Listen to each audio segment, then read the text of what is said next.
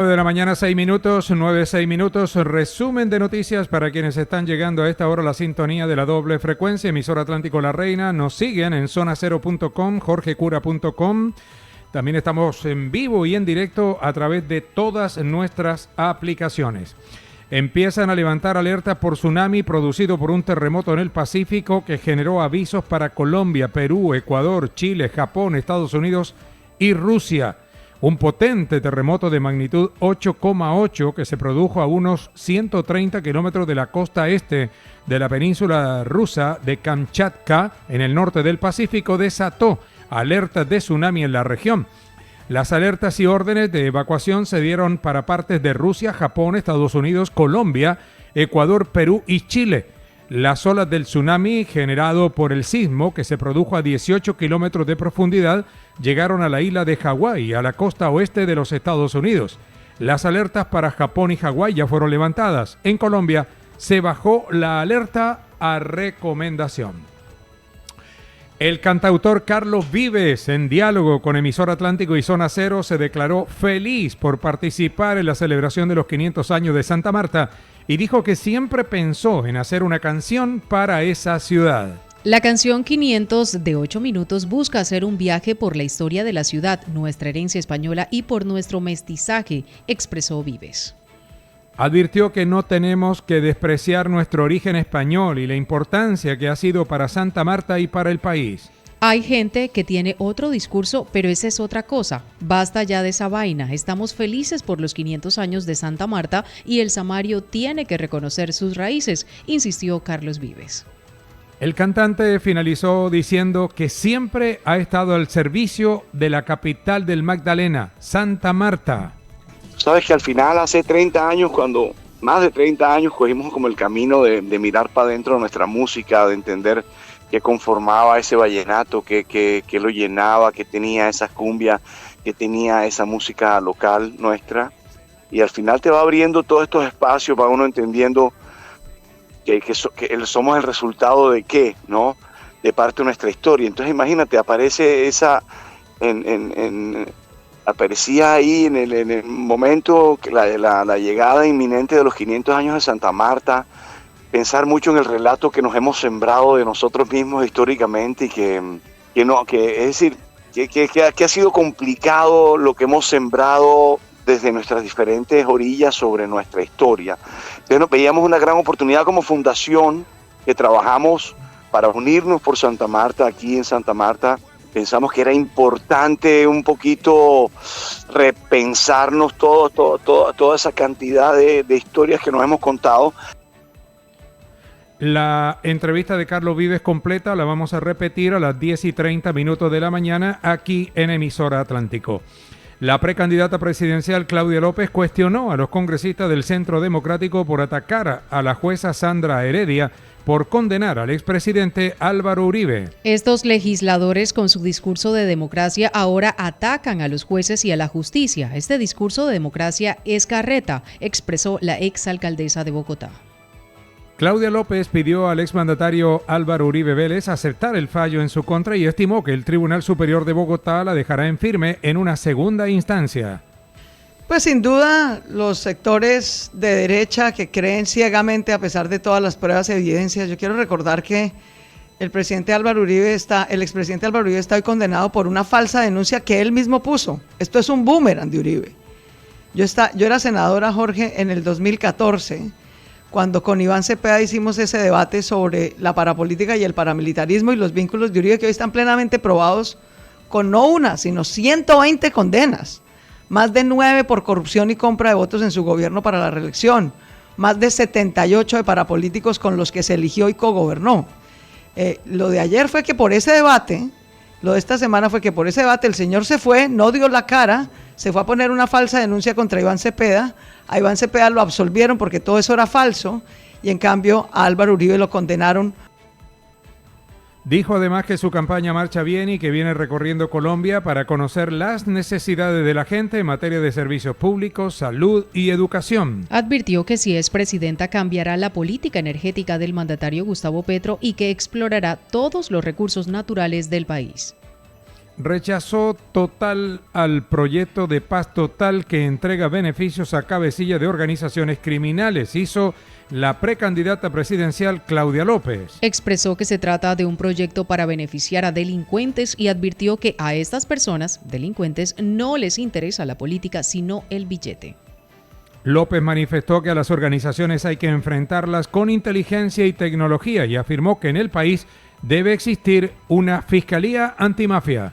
No estoy de acuerdo, Jorge, no estoy de acuerdo. Y creo que la mayoría de los colombianos no estamos de acuerdo con que sigamos en esta lógica de creer que los delincuentes que extorsionan hoy en Barranquilla o en Bogotá o en cualquier región del país son delincuentes políticos. Jorge, tú lo sabes.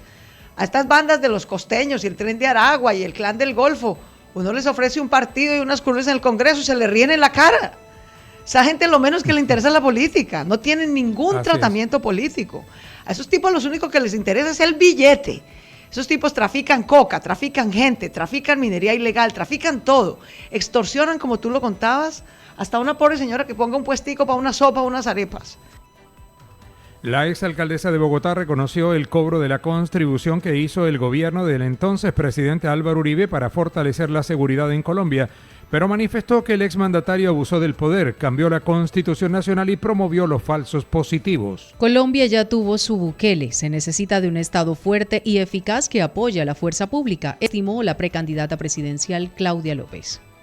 El secretario del Interior del Departamento del Atlántico, José Antonio Luque, afirmó que las autoridades trabajan de manera coordinada contra las bandas multicrimen que se encuentran en el Departamento del Atlántico, lo cual dijo es un fenómeno del orden nacional. Manifestó que la mayoría de los homicidios es consecuencia de ajuste de cuentas por el enfrentamiento por las rentas ilegales provenientes de microtráfico de drogas.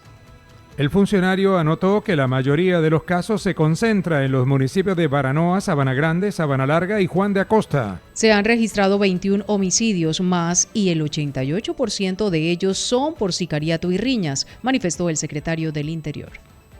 Igualmente destacó la lucha que libra el Grupo Gaula de la Policía Nacional contra la extorsión, señalando que el Atlántico es el departamento del país con mayores capturas y personas presas por este delito.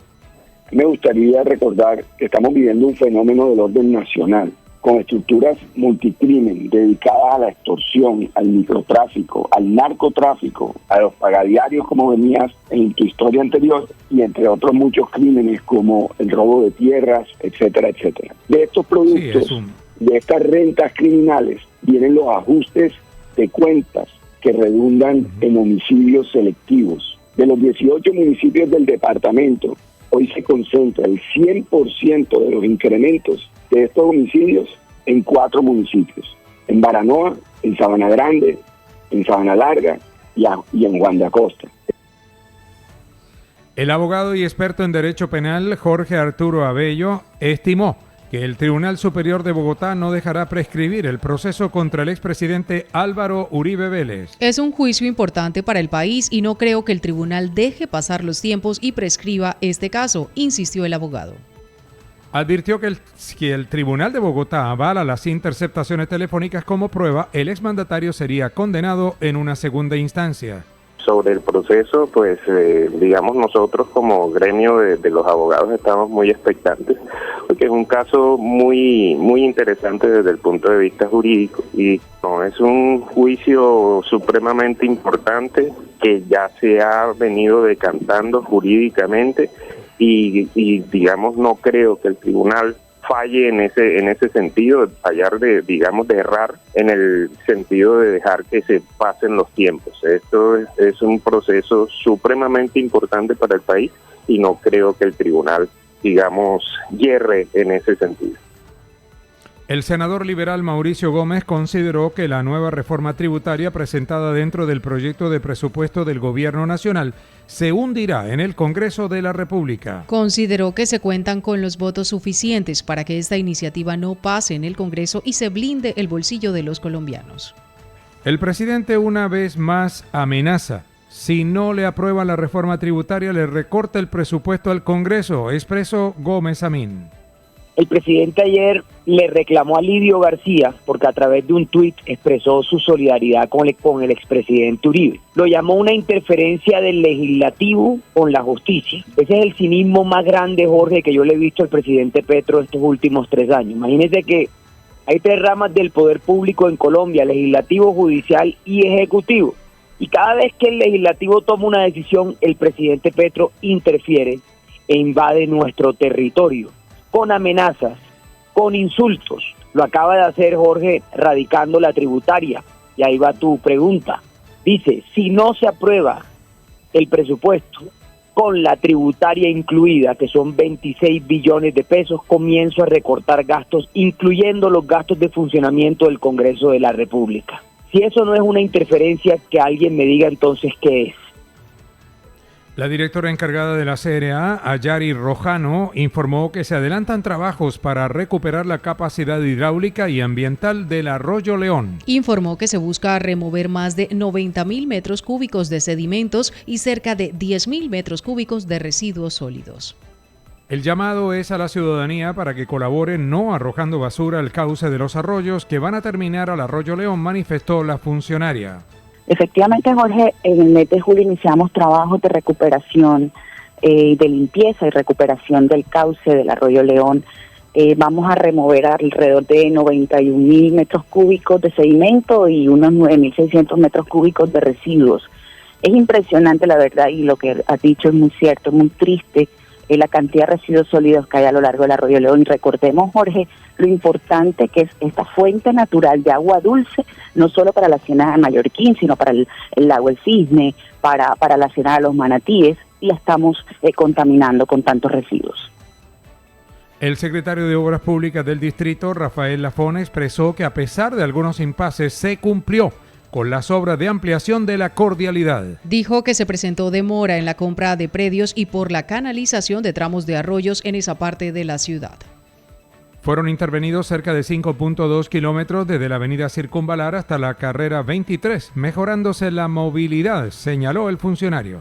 Jorge, mira, hubieron, digamos, varias situaciones que de pronto hicieron demorar un poco la obra. Por ejemplo, los arroyos. La vía, tú sabes que tiene 5.2 kilómetros desde la Circunvalar, o sea, desde el puente, prácticamente la oreja del puente, la parte que le toca ya a Barranquilla, hasta la carrera 23. Bueno, entonces mira, el primer escollo, además después de la compra de predio que había que hacer, que también fue bastante grande, el arroyo ese de San Luis que entra a las Gardenias, ese también hubo que canalizarlo, porque entraba a la vía, y había problemas de inundación.